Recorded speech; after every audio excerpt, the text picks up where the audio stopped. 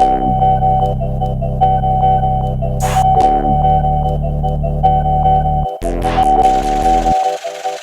now tuned in to Rappin Dough. It's your boy Don Bucks. So, it's Rappin Dough, episode 23. It's your host Don Bucks. And as y'all know, this is the home of finance and business conversations from a young black perspective. So hit the like and subscribe button. That's important for the channel, of course. But this episode is sponsored by Clippers and Shears Hairstyling, located at 703 Brunswick Avenue, Trenton, New Jersey. And today, we got a special guest, a distinguished gentleman. Appreciate it. By the name of Dr. J. Edward Purnsley. Appreciate it. Doctor. What's good with you, man? Good to have you, brother. For sure, man. And got a lot of history, man. Yeah, a lot of history, man. Yeah. Go way back. Always respect, man. I appreciate that, Always man. respect. We go way back. Always Like, respect. Seats on a Cadillac.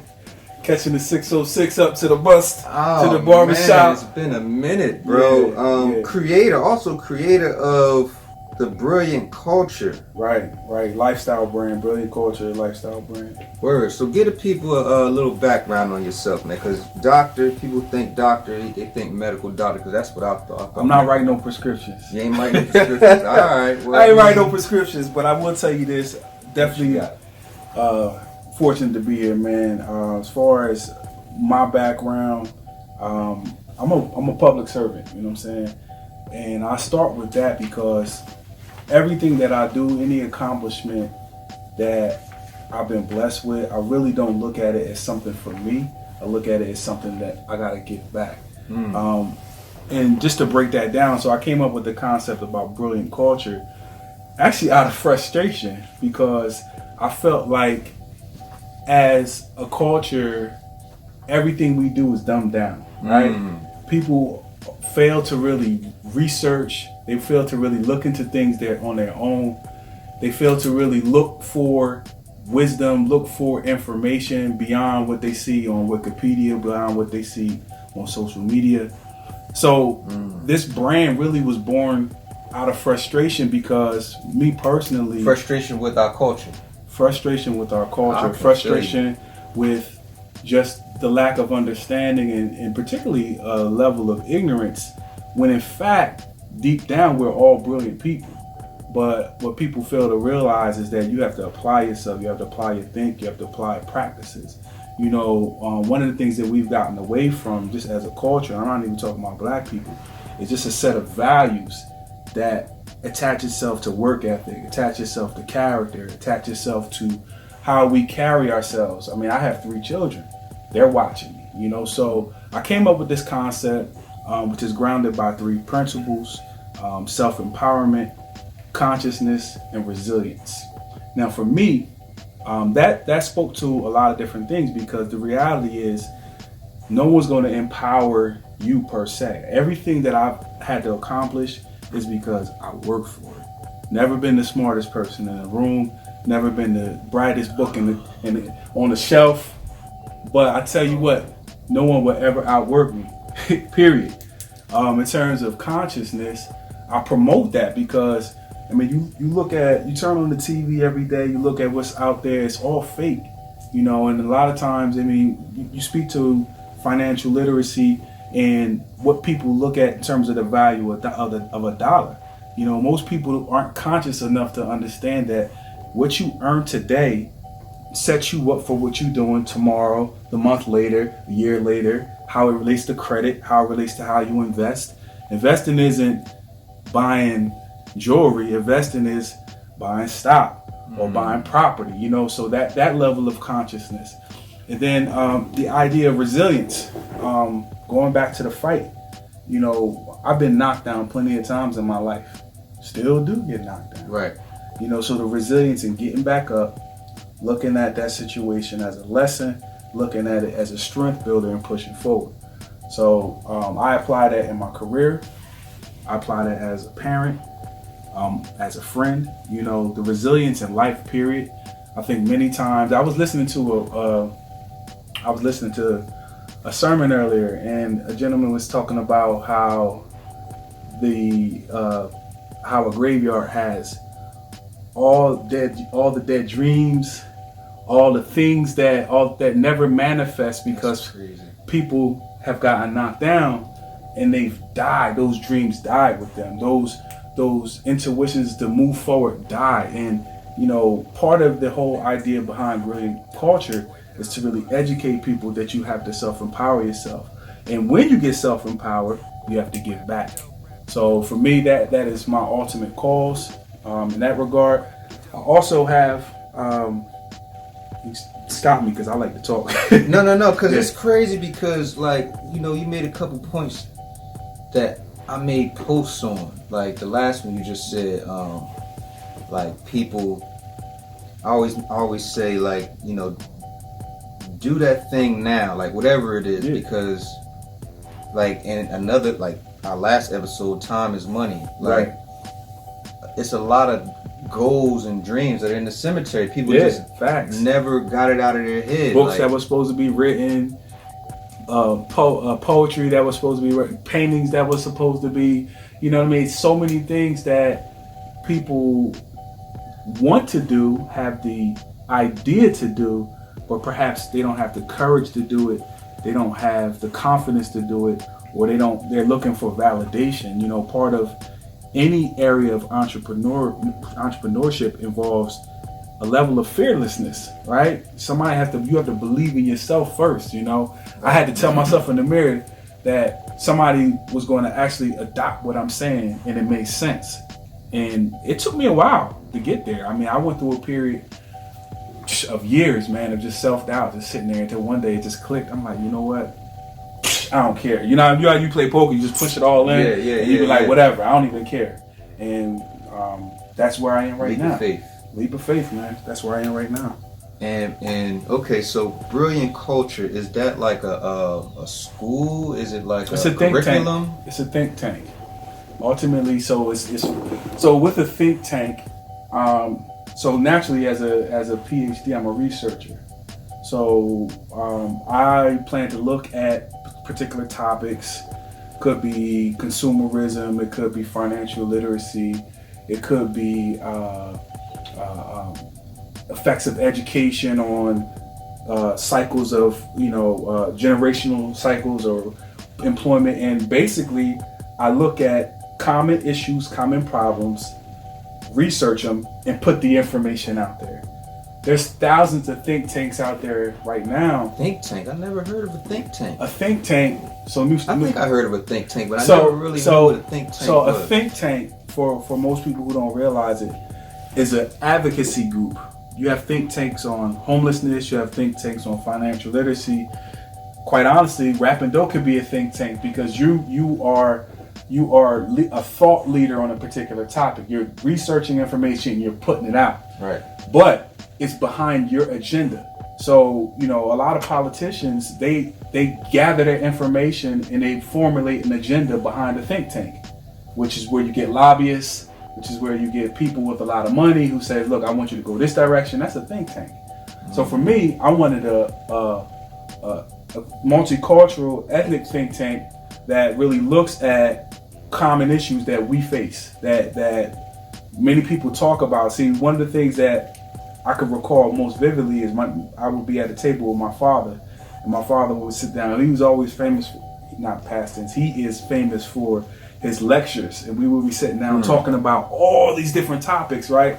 And I just say to my dad, I said, what are we doing with this information? You know what I'm saying? Like, how many other fathers, friends, and sons sit down at a table and talk about life and build? Bruh. But it never makes it out the room. It never makes it on a platform, or it never makes it into an area where people can now digest what you're talking about. That's rare, because, in our community, we don't really have dads in the house. Right. Let alone have a conversation. Yeah, my pop. You know what I'm saying? Yeah. And, that's why, like what you were saying in the beginning, why a lot of our people in our culture, we look towards celebrities, and we look towards ball players and whatnot for examples of how to be and how to live. because there's no dads in the house. Right. I mean, mom might be there, but she working 2 jobs. Right. So she's rarely there. Doing the best she can. So we don't even have these conversations, let alone. So that right there is like, that was a blessing. Like, be able to have that. Absolutely. And I can, I'm in the same boat because, I was fortunate enough to have my dad. And, these kinds of conversations, this stuff. You know what I'm talking about, right? Stick with me to this day. Like, sitting down just talking, right? Yeah, and it's, that's rare, man. But think about how many nuggets were on the table during that conversation that never made it out the room, right? So you don't necessarily have to be a PhD or a scholar to really. Most of our parents, my pop was educated in the school of hard knocks, so he was talking about life experiences. Oh, yours too. He was telling me, listen, the stuff that you're doing now, we didn't have the opportunity to do, but the things that we talk about, and they, going back to the concept of brilliant culture, is basically putting out nuggets for people to look at and think about, and really empowering them to take that information and apply it. That's it. So it's just a brand. It's a brand that's pushing an agenda for everybody to be brilliant. So the motto is, you are brilliant, so be brilliant. But bro, that's dope. I appreciate that. Right? That's dope. I appreciate that. But my thing is this. Brilliant ain't cool. What? I know, right?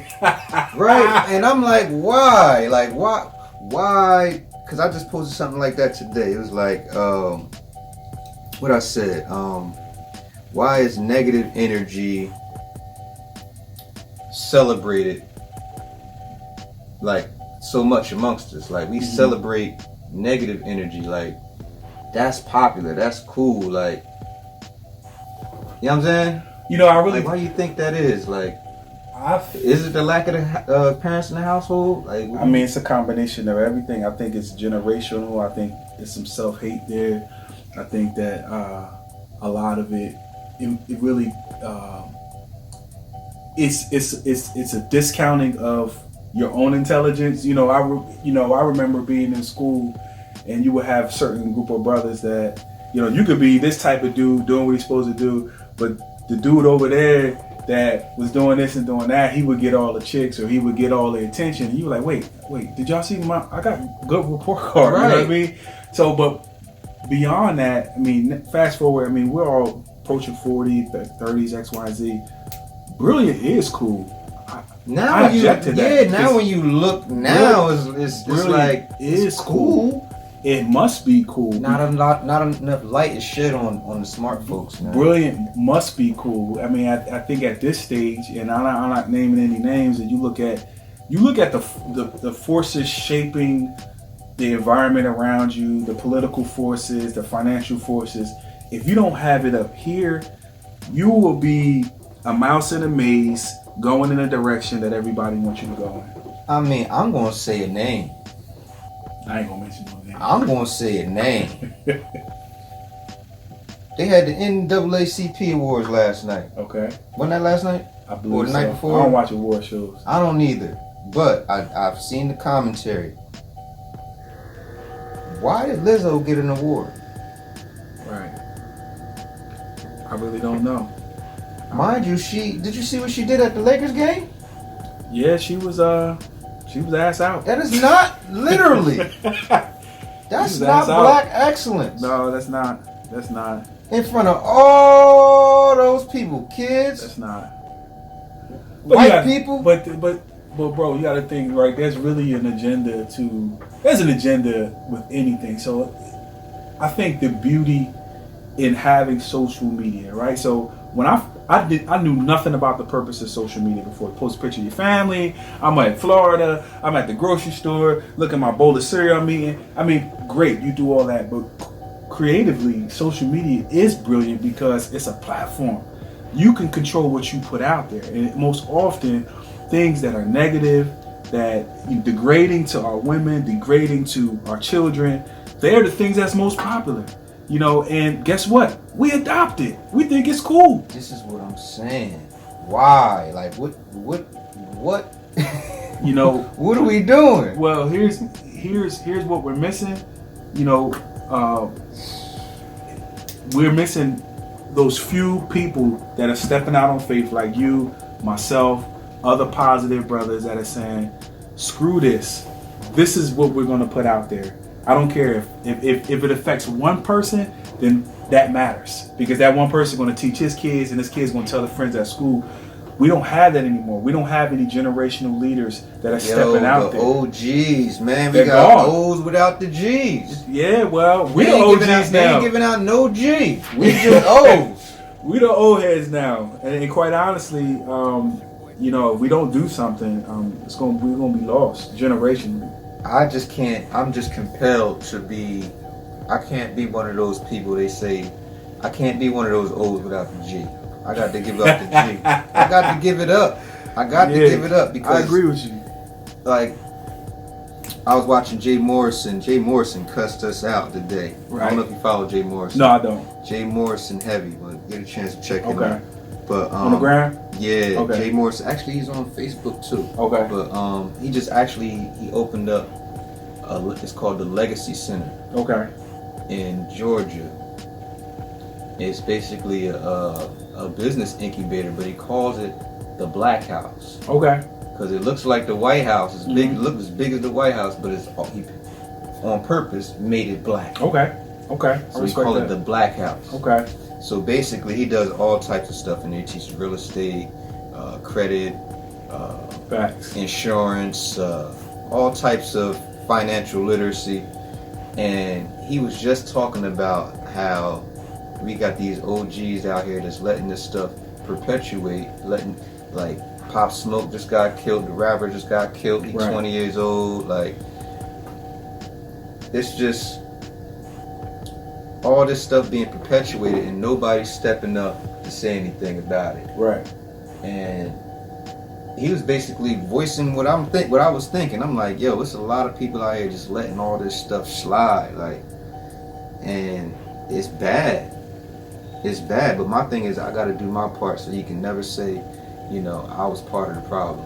Well, you grabbed my attention from day one. I was always intrigued by the Rappin Dough concept. I knew what you meant right from the beginning. Rappin Dough. Rappin Dough. Yeah, Talking yes. about money. So I you hooked me right from the beginning. So I was like, I always throw support, whatever. But the fact of the matter is, it only takes one. You step out and you put the information out there. You engage people. You do what you're doing. Another element of brilliant culture that I didn't mention, it's going to involve community service. You know what I'm saying? Giving back. I mean, for me, that's everything. The give back. Like, okay, I got a good job. I got a consulting company where we can talk about that later. But this is all about giving back. This is giving back, giving information to give back.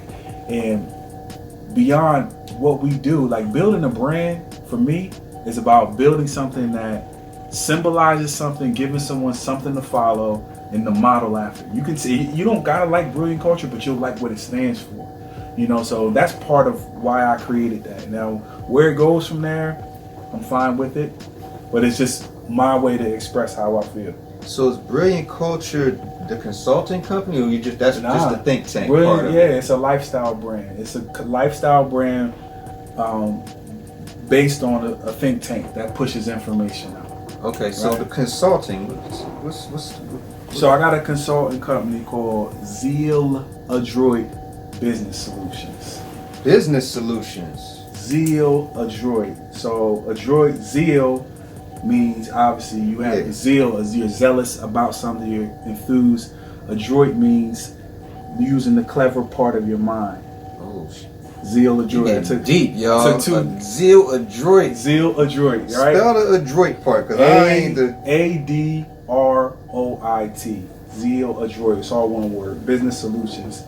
And right now I launched a career development program.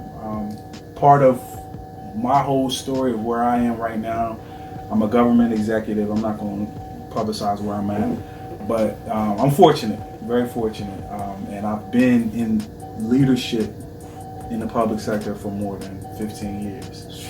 So in that, I've been able to help people find their career purpose, help people grow career-wise. I was able to cultivate talent, See, what has made me successful in my day-to-day job is my ability to help bring people up. So I said, wow, man, that's a skill, that's a gift, right? For me, like, it's no hate in my blood. Well, if I seen people working next to me that got a promotion or they got a position above me, I'm good with that. Right. So I took that and basically I packaged it into a program called Hire You Career Development Coaching. And basically, I just took my passion, what I love to do, help people further their career, and package it up into a program. Again, now this right here, this is for profit. This is what I do. I work with individuals, I work with businesses to coach their employees on how to progress their career. Because we all know, I mean, you know, a happy employee is a productive employee. You seen it in the barbershop. Joker who got a lot of clients and he's cutting hair, he's doing well. Guess what? He's going to produce more. You know what I mean? But that's more of a mindset. You know, that's more of a culture.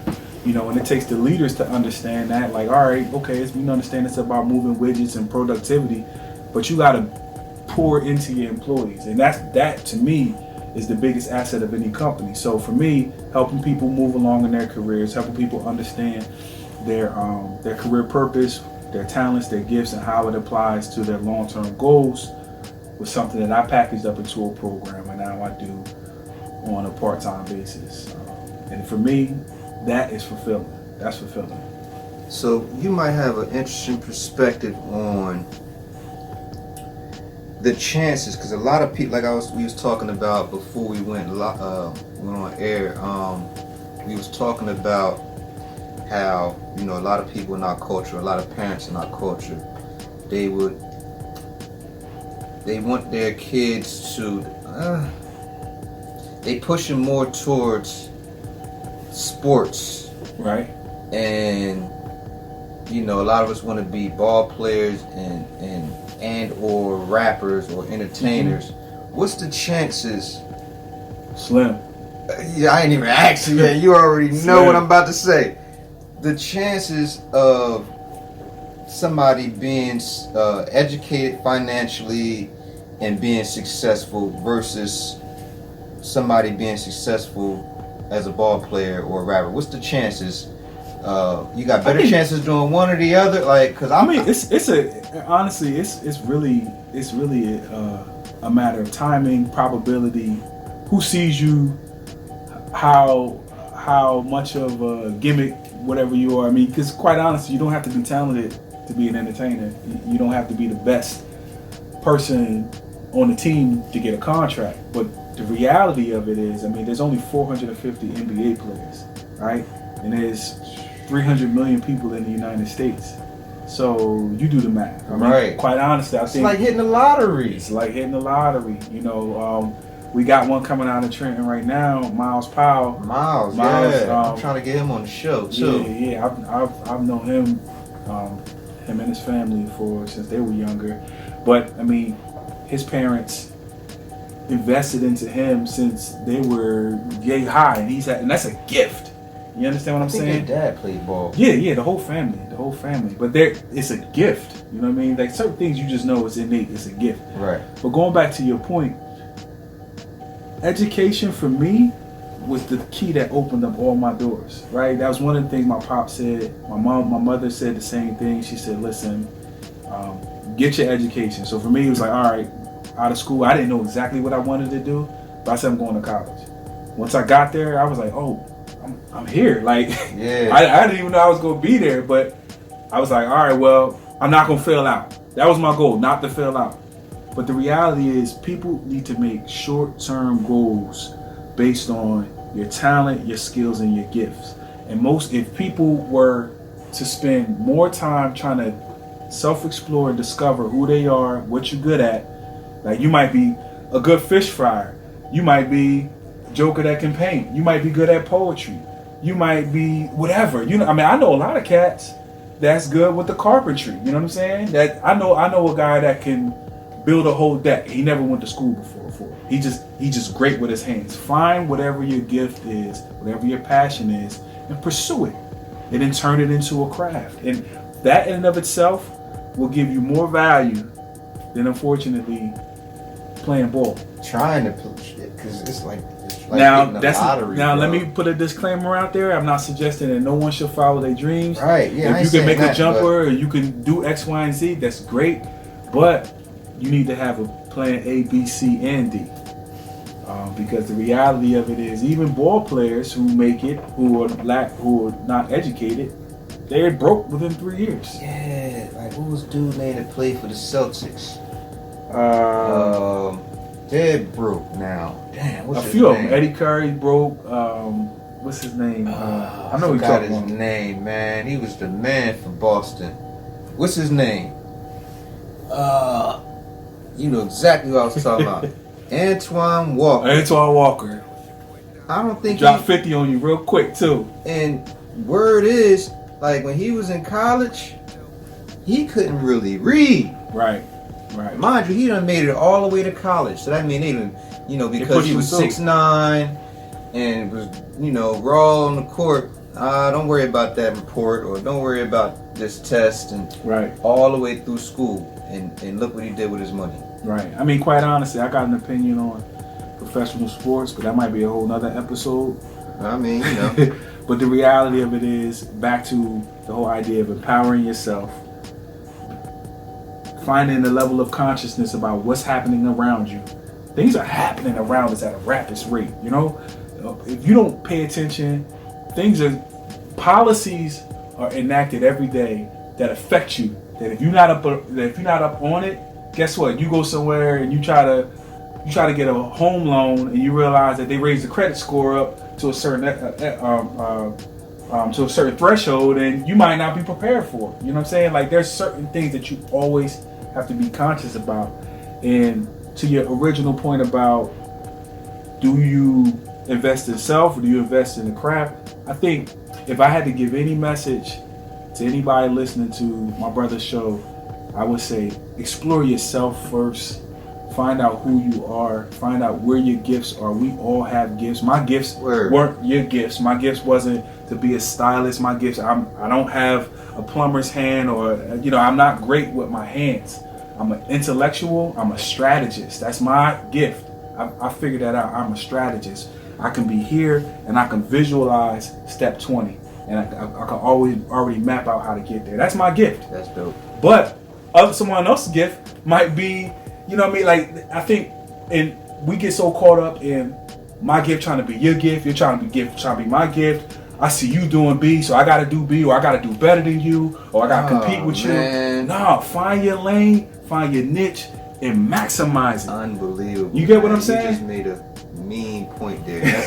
That's crazy, because I don't know why, but one of our guests, like we still kick it to this day. He was saying how, you have to build a team. You can't do everything yourself. So he promotes everybody staying in their lane. Like, if you're good at that, you be good at that. I know I'm good at this, but we can work together. Facts. I'm not gonna try to do what you do. Right. I'm not gonna try to do what I do. Right. But we gonna work together. Right. And push the boat forward. So Right. It's like, I don't know how to do graphics, but you know how to do graphics. Like, if I need graphics, all right, you do the graphics. But I know how to do filming. I know how to film, and I'm going to do the film. Like, you know what I'm saying? Remember Voltron? There you have it. You know what I'm saying? But that's old head talk right there. Yeah, we aging ourselves. Voltron, but that's a perfect analogy. You know what I'm saying? Like, form like Voltron. You know what I mean? And I think we need to do more of that. Right. We need to do more of that. Absolutely. Stay in your lane. Everybody does things differently and have different gifts. And I made a post about that not too long ago as well. It's like, we all know how to do something. Mm-hmm. So, a lot of people run around and be confused of what they want to do with their life. Mm-hmm. Find out what, like you said, find out what it is that you do with ease. Mm-hmm. With ease. With passion. Yeah, it comes naturally to you. Mm-hmm. That might be the end to what you're supposed to be doing. Like, that's a hint. Yeah. But oftentimes, back to my point, people ignore their gifts because it ain't the gift they think they should have. Right. I'm good at building bathrooms, but I like how Dante do fades. So I'm gonna go mess up somebody's fade where I should be over here laying tile. You know what I'm saying? I'm good at that. Maybe it's not something that you want to do, but you're good at it. It comes with ease. Right. You know what I'm saying? And I think when people really stay off of, I said that early on, right, in my life. I can't use another man's progress as my measuring stick because I'm gonna get my feelings hurt. You're gonna get their feelings hurt. I can't pay attention to what you do. I can cheer you. I can be like, yo, right, good job. But I can't let your measuring stick be my point of progress. My point of progress is at my pace, it's at my work ethic, and it's the direction I'm supposed to head in. Everything else is God given. Yeah, we do that though, man. We do that. I don't know why. Maybe it's, you know. Oh, he got a Lexus. I gotta get a. He got a new truck. I gotta get a new truck. Wait, your car paid off and it run good. Why you worried about getting a car note? Right. I mean, it's all about ownership. You know what I'm saying? Like, why are you worried about going to do this? This man, he got a 5,600 square foot house. I gotta get a 6,000 square foot. Wait, what? Right. You live by yourself, like, dude? Why? Like, why? It don't make sense. Yeah, but people operate that way, bro. Yeah, not only in our culture, but yeah, and it's costly. Yes, trying to keep up with the Joneses. Keep up with the Joneses. Nobody, you don't know what them payments look like. Right, gotta make them. Like, it's crazy. So, let me see. How could people get in contact with you? Because I'm pretty sure you got a couple of platforms. So before we get out of here, how many you can follow me. You can follow me on Instagram, The Brilliant Culture. I'm definitely amping up some of the content that I'm putting out there. For those that are looking for career development, coaching and consulting, understand this. For me, it's a passion. Like, I like to see people win. So whatever stage you are in your career, if you're a late bloomer, if you're in high school, if you're someone looking to understand career purpose or career exploration, reach out to me. You can follow me on Facebook. You can search me on my name, Edward Purnsley, or you can follow me on The Brilliant Culture. I have an office in Centerminson, New Jersey, where I do one-on-one consulting, I do workshops, resume writing, whatever phase you're in, I can assist. And bigger than that, wherever area in your career you are, I've been there before. From cleaning toilets all the way down to opening mail to leading large-scale projects. You know, so that's a passion for me. So beyond that, reach out, follow up, and I'll get back to you. That's dope. So hitting the like and subscribe button is not for me. It's to promote black media. Promote it.